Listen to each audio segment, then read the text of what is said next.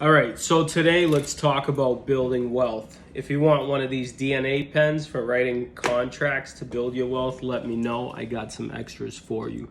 When it comes to building wealth, you can take your home equity line and you could build your own wealth, right? So you can build the equity that you have in your house, right? So essentially, the best way I think to buy real estate most of the time is to put at least 20% down, right? So if you're just starting out in real estate, you take 20%, you put it down on a house, right? Value increases, you pay down the mortgage a little bit, pay down the interest rate a little bit.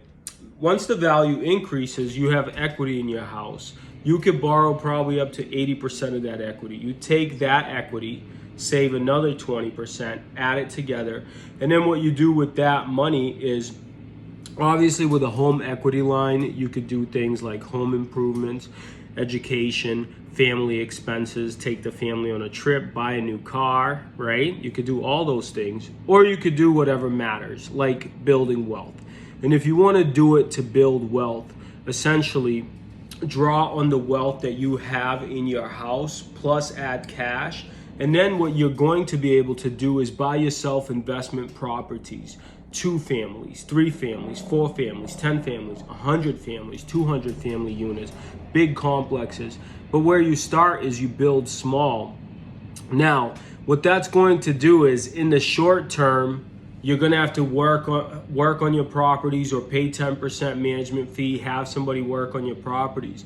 Once you start cash flowing, you go and do that again with the bigger property, right? Now you're taking equity out of a bigger property to go buy another property.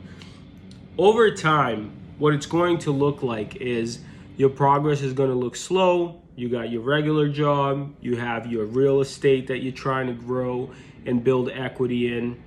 But in 20 to 30 years, even 15 years, you're going to see astronomical results from you compared to the people that are not investing. And that's going to be awesome for you, because now all of a sudden you have wealth, your debt is paid down, you have income coming in. That way, when your working life takes a little bit of a break, right, because you're not going to be able to work forever, you have these properties that are in place to help you, right? Maybe pay for the kids' college. So yes, while you can use that money at the end of the day to do home renovations, what I suggest, or buy cars, I suggest you take the money and you go and you start building your wealth by buying more real estate.